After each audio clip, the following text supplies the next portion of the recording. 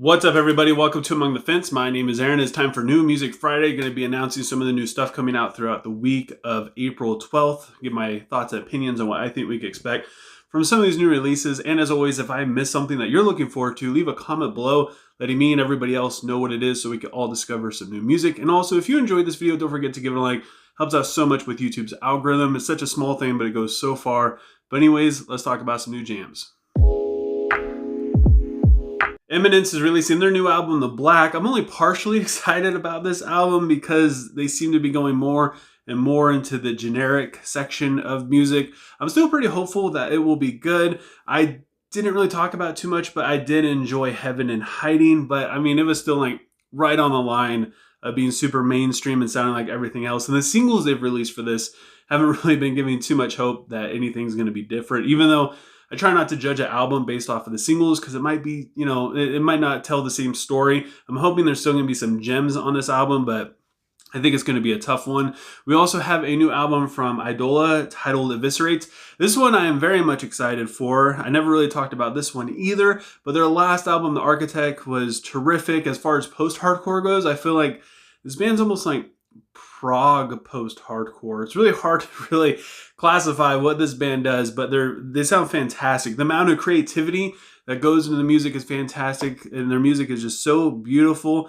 If anything, just to hear the drums, and if you've never even heard of this band before, they're kind of like, they have like a Dance Gavin Dance sound musically, but the vocals are completely different. It's just so hard to explain. But if you haven't listened to them, definitely check them out.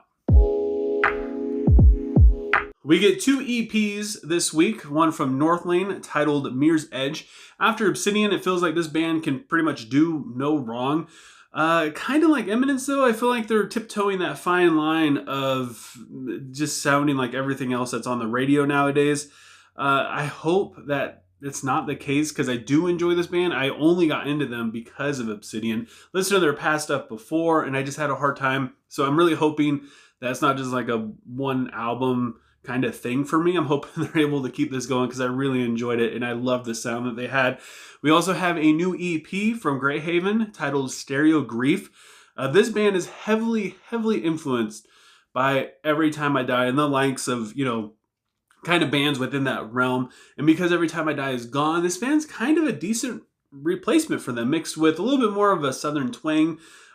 They also have a little bit less intensity as the Callous Dowboys and Johnny Booth, which I do enjoy because sometimes those bands can be a little, for everyday listening for me personally, sometimes I just want to chill, but also have the same kind of angry vibe. So yeah, this one just works out for me, and I have a feeling this one's going to be fantastic. We get a new single from Make Them Suffer titled Epitaph. I haven't really been too much into this band since they released Worlds Apart, I believe is the name of it. It's been, I don't know, they've just been okay. Their last album, I think it was How to Survive a Funeral.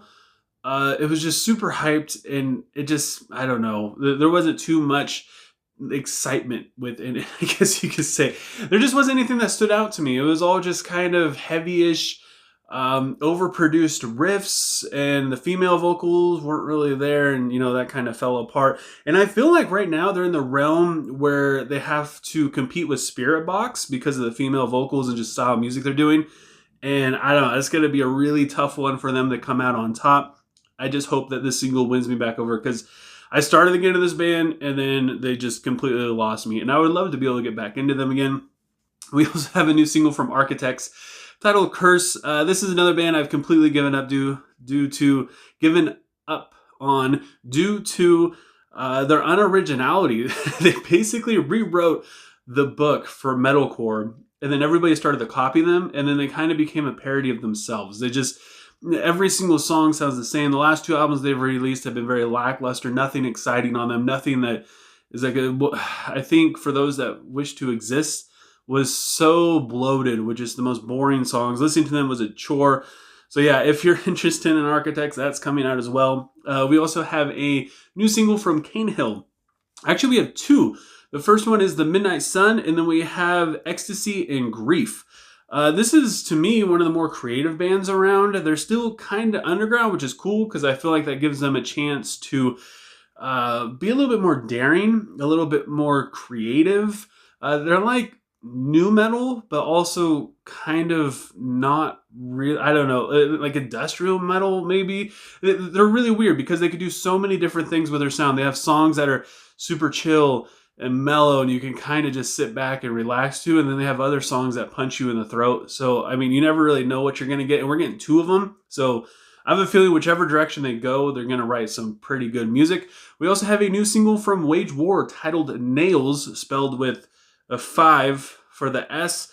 At this point, this band is basically like an alt rock, heavy rock band with breakdowns sometimes. It's not really my thing.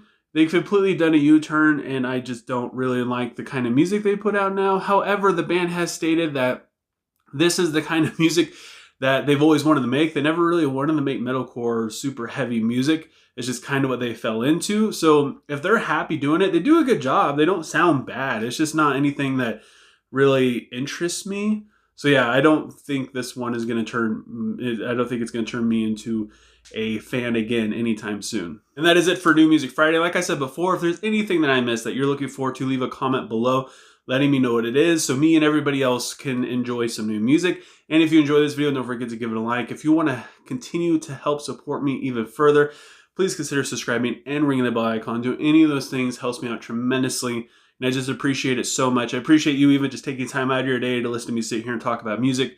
And I hope you have a good rest of your day or night, whenever you have me watching this, and I will talk to you guys next time.